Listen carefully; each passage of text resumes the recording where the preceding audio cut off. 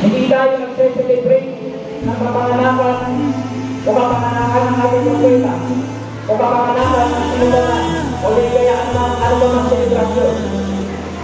Lahat yan ay haram, lahat yan ay hindi. So dito lamang tayo pinayagan ng Allah subhanahu wa ta'ala. At ang pag-celebrate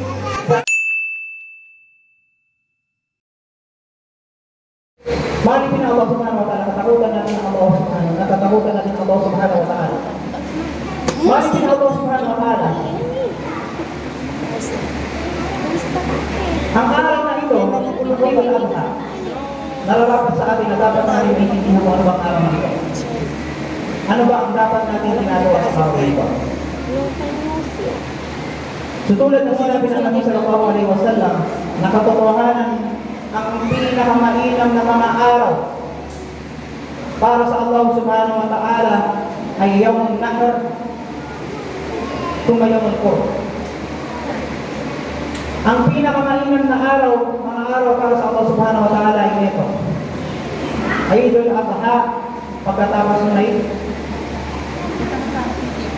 Yawmul Qur. Ano ba yung tinatawag na Yawmul Qur? So yung pagkaraan nito, Eidul Adha, yung kinabukasan, yun yung pag-i-stay ng mga Hujjaj sa Mina. So pinakita ka Allah subhanahu wa ta'ala na ang dalawang araw na ito pinapahalaga sa Allah subhanahu wa ta'ala. Maliban pa roon, yung kahapon na alukum bi Arafah o Yawmu Arafah, tulad din na binanggit ng Nabi sallallahu alaihi wasallam na ang pag-aayuno sa Yawmu Arafah ay papatawad ng Allah subhanahu wa ta'ala ang naunang taon kung yung kasalanan mo sa isang buong taon na nakaraan at yung darating pa na isang taon. Kaya ang pagpapakasaya ay sa sino mang natakot sa Allah subhanahu wa ta'ala at sa sino man nagpapasalamat sa Allah subhanahu wa ta'ala at sa sino mang ginampanan niya ang utos ng Allah subhanahu wa ta'ala. At naway, hilingin natin sa Allah subhanahu wa ta'ala na tanggapin sa atin ng Allah subhanahu wa ta'ala ang ating mga gawain. Mahalipin ng Allah subhanahu wa ta'ala, ano ba ang Eidul Adha? Ang Eid, ibig sabihin ay fiesta. Ang Adha, yun yung kinakatay o tinatawag na udhiyah. Ano ba ang udhiyah? Ang udhiyah, mahalipin ng Allah subhanahu wa ta'ala, ito ang kinakatay na alay o bilang alay sa Allah subhanahu wa ta'ala o tinatawag na kurban. Bakit ba siya tinawag na kurban? Kaya siya tinawag na kurban ay paglapit sa Allah, taqarruban ila Allah. Nang ibig sabihin, kapag ikaw ay nag-alay sa Allah subhanahu wa ta'ala, maaaring ipatawad niya sa iyo o kung humili ka sa kanya, maaaring ipatawad niya sa iyo ang iyong lahat ng kasalanan. Dahil ito ay napakalaking ibadah. So sinabi, tulad na binanggit natin kanina, na binanggit niya sa surah Al-Kahf, "Fasalli li rabbika wanhar." At ikaw ay magsala para sa iyong Rabb o para sa iyong Diyos, at ikaw ay magkakay. So ang pagkurban, mahalipin Allah subhanahu wa ta'ala. Ang pagkakay o pag-alay ay walang ibang may karapatan dyan maliban sa Allah subhanahu wa ta'ala. Kapantay ito ng sala.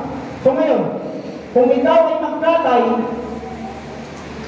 na para sa iba sa halimbawa, bumili ka ng sasakyan, ikaw ay nagkatay, ikaw ay nagkurban sa mga syaitan, so iniisip mo na kapag ikaw ay nagkatay at pinagigil yung mga dugo doon sa ibulong ng iyong sasakyan sa iyong sasakyan, so ito ay syirkul akbar. Ito ay malaking pagtatambal na kung ikaw ay mamatay sa kalagayan yun at hindi ka makapagtawad, ikaw ay diretso sa impyerno at hindi ka makapasok pa rin. Sapagkat ikaw ay namatay na musyrik. Inna Allah la yaghfiru an yushraka bihi wa yaghfiru ma duna dhalika liman yasha. Katotohanan, hindi papatawad ng Allah subhanahu wa ta'ala ang ipagtambal siya at ipapatawad niya ang iba sa kasalanan niyo sa sino mang gusto niya. Malibin ng Allah subhanahu wa ta'ala. Ano ba ang hikmah kung bakit inubliga sa atin ng Allah subhanahu wa ta'ala ang Eid al-Adha? So marami itong hikmah. Una dyan, ihya sunnah. Sayyidina Ibrahim alaihi salam. Ito ay pagbuhay sa sunnah ng Propeta Ibrahim alaihi salam. Sinabi ng Allah subhanahu wa ta'ala, ثم أوحينا إليك أن اتبع ملة إبراهيم حنيفا وما كان من المشركين.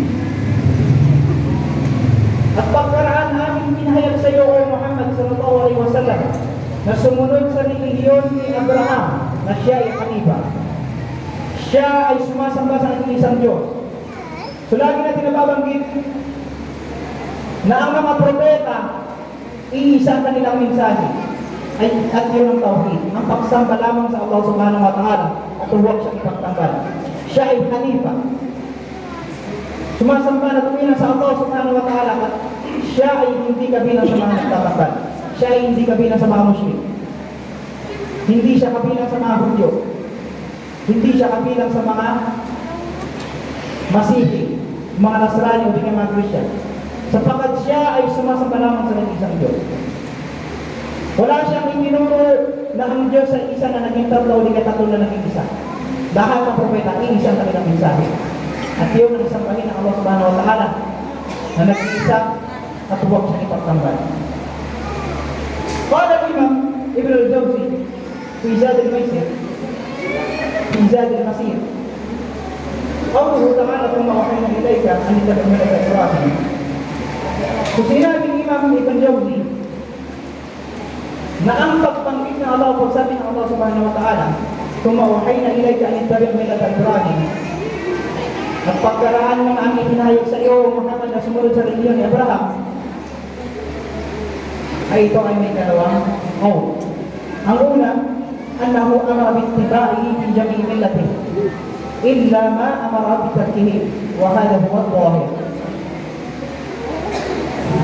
Ang ibig sabihin nito, ito ay may dalawang qawl, o di kaya may dalawang kasagara, o di kaya may dalawang tafsir dito ang mga ulama. Ang una ay ang pagsunod sa lahat o di kaya sa anumang inuto sa Ibrahim a.s. o di kaya sa kanyang relihiyon, maliban lamang sa dumating sa Quran ay tinabawal sa atin o di kaya hindi nabalik yung pagsunod kayo. So yun yung tinatawag natin na nasib o mansub. Maaaring nandun pa rin siya sa Quran. Ang nasib o mansub, nandun pa rin siya sa Quran, ngunit may pumalit na ayat na pumalit doon sa hukum na yun, o di kaya sa hakom na yun. Yun yung tinatawag na nasib. Yung tinatawag na yung ayat na nawalapi sa yung mansub. So yun sabi niya, ang qaulul awwal ay ang pagsunod natin sa lahat ng pinagtututos kay Ibrahim a.s. Pangalawa, ittiba'uhu fi tabarru'u min al-awsan. Ang gawain ng kanyang ama ay parang sabi niya kay mali. Gumagawa sila ng ribulto, gumagawa ang aking ama na ribulto pagkatapos ay sasambahin nila. Ano ba ang nararapat? Di ba ang sasambahin natin ay siya nilikha? Bakit siya yung nilikha? So ngayon, simula na siya mag-question. Bakit ganito? Sumasamba kayo layang paumula yung turukom. Sinasamba niyo ang isang bagay na hindi makakapagbigay na kaligtasan sa inyo at hindi makakapagbigay na kasamaan sa inyo. Kayo ay natatakot dyan na ginawa niyo lamang. Bakit? So ngayon nagalit sa kanyang ama. Arabi mo na anta ya Ibrahim, Arabi mo na anta antibatina ya Ibrahim. O Ibrahim, inaayawan mo ba ang ating relihiyon? O di kaya kinamumuhian mo ba ang ating relihiyon? Siguro na siya nakikita. Sa paghahanap niya ng katotohanan, una niyang nakita ang Biblia. So sinabi niya,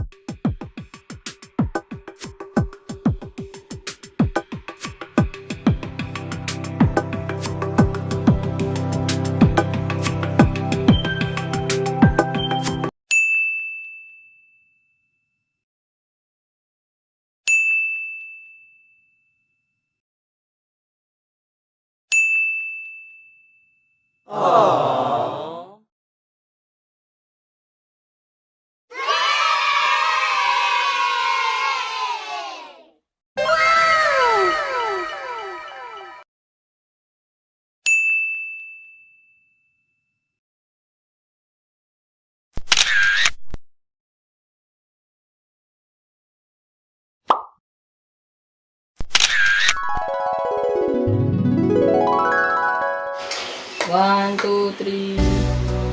One, two, three. Saka one, two, three.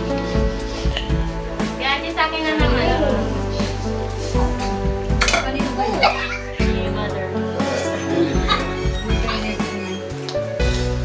Wala na. Wala na.